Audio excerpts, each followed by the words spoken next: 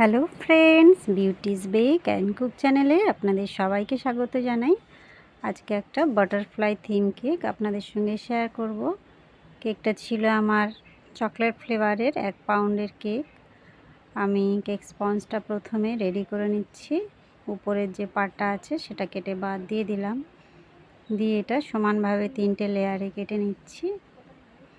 এইভাবে কাটলে প্রত্যেকটা লেয়ার সমানভাবে কেটে যাবে, কোনো রকম অসুবিধাই হবে না। দেখুন প্রতিটা লেয়ার আমার সমানভাবে কেটে গেছে। আমি এখানে কিছুটা প্লেন জল ব্রাশ দিয়ে একটু জাস্ট ভিজিয়ে নিলাম, খুব বেশি নয়, কেন কেক স্পঞ্জটা আমার যথেষ্ট মিষ্টি ছিল, সেই জন্য আমি সুগার সিরাপ এখানে ইউজ করিনি। আর এটা হচ্ছে হুইপড ক্রিম, তার সঙ্গে আমি চকলেট গানাশ মিক্সড করে সমানভাবে চারিপাশে লাগিয়ে দিচ্ছি। কিছুটা চকো চিপস এখানে ব্যবহার করছি। চকো চিপস যদি না থাকে তাহলে কিছুটা চকলেট কুচিয়ে এইভাবে ছড়িয়ে দিলেও খেতে ভালো লাগবে, কিংবা একটু চকলেট গানাশ বেশি পরিমাণে দিলেও খেতে ভালো লাগবে। তবে চকো চিপসের যে ক্রাঞ্চিনেসটা থাকে সেইটা আর পাবেন না। আমি এখানে সেকেন্ড লেয়ারটা দিয়ে একইভাবে ক্রিম আর গানাশ মিক্সড করে নিচ্ছি। যদি এইভাবে কেকের উপরে ক্রিমের সঙ্গে গানাশ মিক্সড করতে অসুবিধা হয় তাহলে আলাদা পাত্রে ক্রিমের সঙ্গে গানাশটা মিক্সড করে নিয়ে তারপরে ব্যবহার করবেন। তবে 2-1 বার এইভাবে প্র্যাকটিস করতে করতে এটা আস্তে আস্তে ঠিক হয়ে যাবে, কোনো রকম সমস্যাই হবে না। 3 নম্বর লেয়ারটা দিয়ে দিলাম, দিয়ে আমি এটা প্রথমে ক্রাম কোট করব।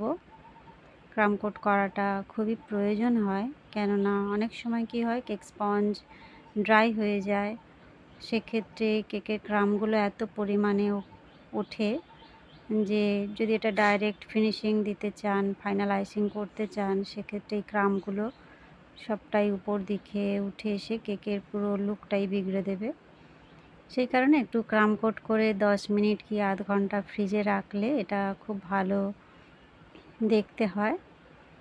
আমি এটা 10 মিনিট ফ্রিজে রেখেছিলাম, এখন এটা ফাইনালাইজিং করছি। এটা হচ্ছে আমি 3-4 ড্রপ পিঙ্ক কালার আর 2 ড্রপ ব্লু, এই দুটো মিক্সড করে এই কালারটা এনেছি। তবে আপনার ক্রিমের পরিমাণ কতটা তার উপরে ডিপেন্ড করছে কালার কতটা দেবেন, কেননা বেশি যদি ক্রিমের পরিমাণ হয় সেক্ষেত্রে একটু বেশি কালার দিতে হবে, এবং অবশ্যই কালারটা মিক্সড করে করে দেখতে হবে কীরকম কালার আসছে। আমি যেটা বলছি সেটাই যে করতে হবে এমন কি কোনো কথা নয়, হয়তো আপনার ক্রিমের পরিমাণ বেশি আছে কিংবা কম আছে, সেক্ষেত্রে একটু কম বেশি করে অ্যাডজাস্ট করতে হবে। আমি একটা স্ক্র্যাপার নিয়ে কেকটা সমান করে নিচ্ছি সাইডে, আর একটা প্যালেট নাইফ দিয়ে উপরটা সমান করছি। একটু মোটা কার্ডও যদি ব্যবহার করেন এর স্ক্র্যাপার হিসাবে ভালো কাজ হয়। এইটা দেখুন একটু কাঁটা কাঁটা মতো এরকম একটা ডিজাইন এখানে পড়ে গেল সাইডে। এই স্ক্র্যাপারগুলো কিনতে পাওয়া যায়।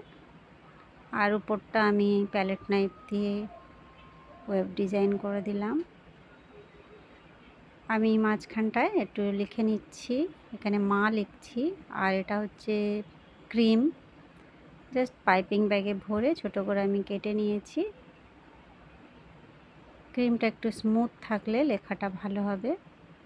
আমি কয়েকটা হোয়াইট পার্ল, এগুলো সবই খাওয়া যাবে, সুগার বল, সেগুলো ছড়িয়ে ছিটিয়ে সাইডে দিয়ে দিচ্ছি, কেননা একটা একটা করে বসাতে গেলে সারাদিন লেগে যাবে। এই কারণে এরকমভাবে ছিটিয়ে ছিটিয়ে দিলে খুব ইজিলি তাড়াতাড়ি হয়ে যাবে। উপরেও কয়েকটা দিয়ে দিলাম, একটু বড় সাইজেরও দিলাম। এই যে বাটারফ্লাইগুলো, এগুলো গুগল থেকে সার্চ করে আমি এগুলো প্রিন্ট আউট করে নিয়েছি, আর এগুলো একটু ভাঁজ করে নিয়ে দেখুন কেমন সুন্দর, একটু ভাঁজ করে নিলে এই রকম স্টাইলের আসবে বাটারফ্লাইগুলো।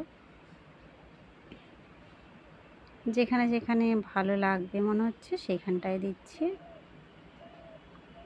এই কেকগুলো কিন্তু দেখতে দারুণ সুন্দর লাগে, সিম্পলের উপরে খুবই ভালো লাগে দেখতে। ব্যাস, এই হলো আমার কেকের ফাইনাল লুক বন্ধুরা। কেমন লাগলো? ভালো লাগলে অবশ্যই একটা লাইক করবেন, চ্যানেলটা সাবস্ক্রাইব করে রাখবেন। আমার চ্যানেলে বিভিন্ন ধরনের কেক ভিডিও আছে, সেগুলো দেখেও অনেক কিছু আইডিয়া করতে পারেন। দেখা হবে নেক্সট ভিডিওয় নতুন কিছু নিয়ে। Bye bye.